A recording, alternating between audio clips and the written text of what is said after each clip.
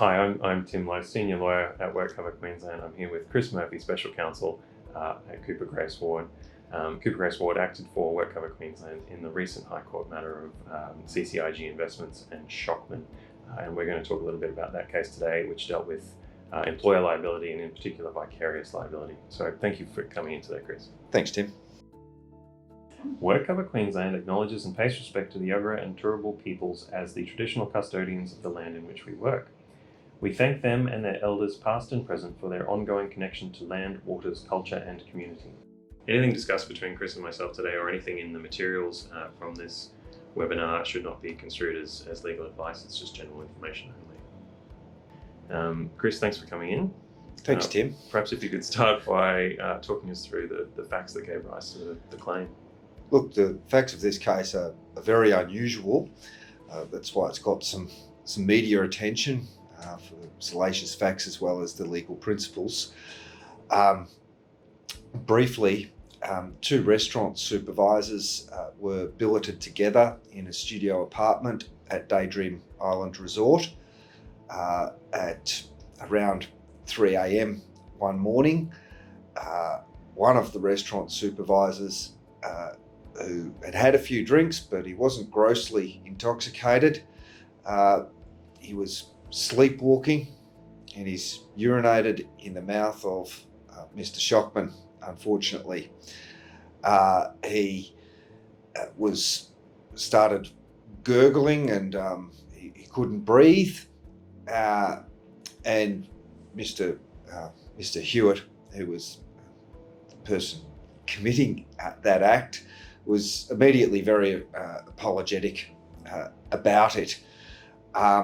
Nevertheless, Mr. Shockman had a rare condition of narcolepsy and cataplexy. Narcolepsy is a condition where you fall asleep uncontrollably. Cataplexy, which often comes along with it, is something where you have some fits. It can be made worse by anxiety or even laughter. His case was that the anxiety caused by what the Supreme Court called the urination event made his condition permanently worse, and he had medical evidence to support that, and that's why his statutory claim was accepted and he was paid no-fault benefits for a couple of years. All right, so you've mentioned it went to the Supreme Court. Can you talk us through the history of the damages claim? So it started out a case before the Supreme Court and worked its way up to the High Court. Can you talk through the history and the legal issues for each level of court? Sure. Obviously, to succeed in a common law claim, you need to prove negligence on the part of the employer and to make it worthwhile, some sort of significant damage to make it financially worthwhile. On the negligence part, the focus of the case at first instance really was that the employer had done something wrong, that they had failed to respond to complaints by Mr. Shockman about having to share his room with Mr. Hewitt, that they didn't have a reasonable drug and alcohol policy in place, and that they didn't manage on-site accommodation in a reasonable manner. And they had some expert evidence to that effect. Now, that case was dismissed for a couple of reasons, and they're good reasons for employers to understand. The first is that there was no evidence that any of these these so-called reasonable policies would have made a difference, and there was a respect by the court and the experts that there is a limit in what an employer can do in the private sphere. An employer can't just bust into a private apartment where they're providing accommodation and control what's happening in that sphere. The other thing is that, Mr. Shockman had made complaints about having to share with Mr. Hewitt, but these were very clearly not safety-related complaints. If by some happenstance he had some inkling that this awful thing was going to happen to him, and he had warned the employer, I am concerned that this would happen to me for whatever reasons, then employer arguably would have a duty to move one of the men. And that's where an employer's own incident reporting documents are very important. If you're not recording things as they're happening, it's hard to say otherwise 2 years later when the claim is actually being made. And in this case, the incident reporting, WorkCover's communications recording with Mr. Shockman and the employer, and the first aid records about the first attendances were all very good for the employer.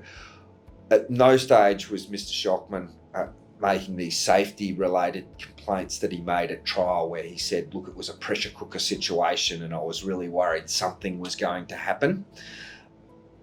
Hard for him to say that kind of thing when the initial complaints had been in relation not safety issues. Can you talk us through the High Court decision? That's a very broad question, I appreciate, but I suppose focusing on the key points the decision turned on vicarious liability, and I suppose we'll round this or bring it back to our audience, which is likely to be mostly employers, what some key takeaways are from the High Court decision.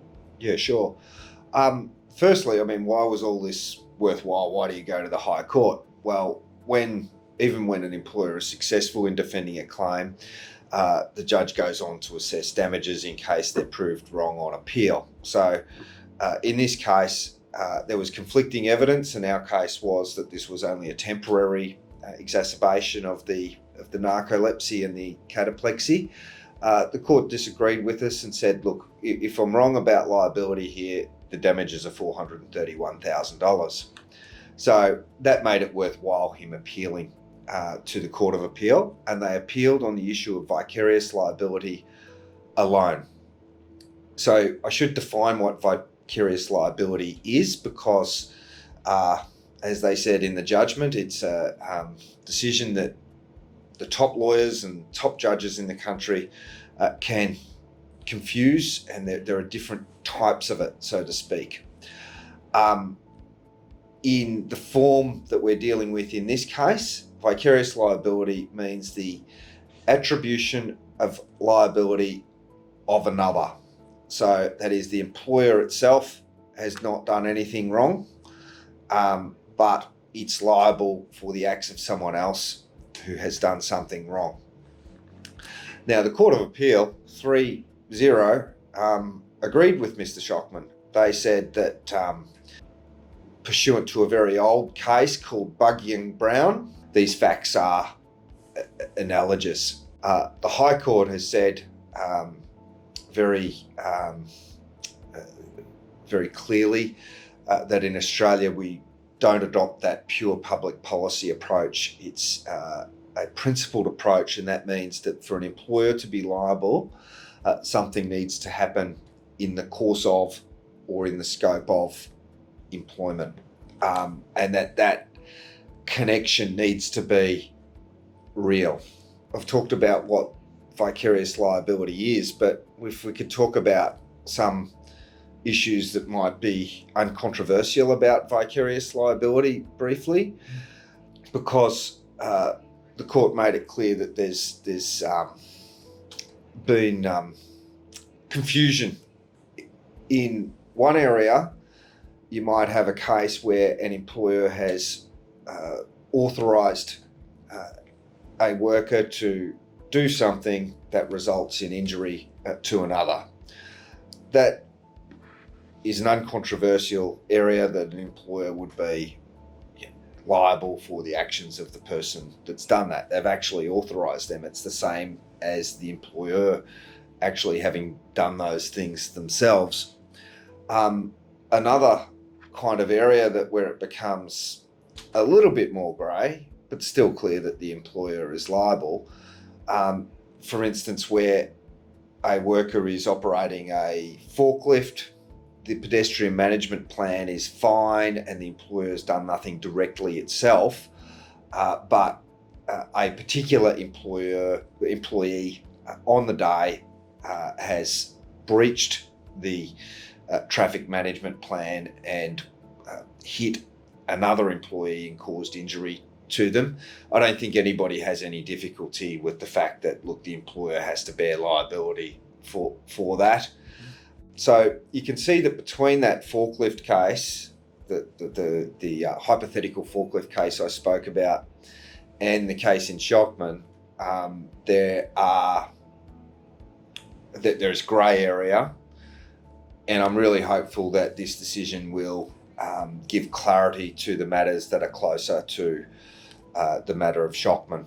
Australia has a big part of their economy is hospitality, where people have to work away or live away from home. Bigger still in money and probably manpower terms is the mining industry and construction industry. So I think this case will help determine the out of hours type claims. The court says, well, there's limited ammunition that an employer has to control what happens outside of hours, and there's even a recognition that, hey, the employer really shouldn't be trying to regulate what's happening outside of hours.